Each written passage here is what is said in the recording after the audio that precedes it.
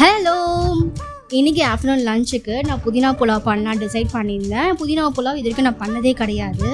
புலாவே நான் ரொம்ப ரேராக தான் பண்ணுவேன். சரின்னு இன்டர்நெட்டில் வீடியோஸ் பார்த்துட்டு பண்ண ஸ்டார்ட் பண்ணிட்டேன். நிறைய வீடியோஸ் பார்த்தேன். எல்லாருமே புதினாலே பச்சை மிளகா போட்டு அரைச்சாங்க. எனக்கு அந்தளவுக்கு காரம் செட் ஆகாது. அதனால தனியாகவே நான் போட்டுக்கிட்டேன். இந்த வெங்காயம் தான் எவ்வளோ நேரம் வதக்கணும்னு எனக்கு தெரியல. நான் பாட்டுக்கு ரொம்ப நேரம் வதக்கிட்டே இருந்தேன்.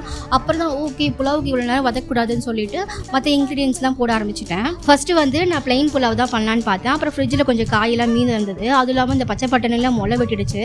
சரி எல்லாத்தையும் போட்டு நம்ம செஞ்சிடலான்னு சொல்லிட்டு எல்லாத்தையும் வெட்டி வச்சுட்டேன். கடைசியில் பார்த்தா மண்டை மேலே அந்த கொண்டையை மருந்த மூவன்ட்டுன்ற மாதிரி தண்ணி ஊற்றுறதுக்கப்புறம் தான் காயே போடல ஞாபகம் வந்துச்சு.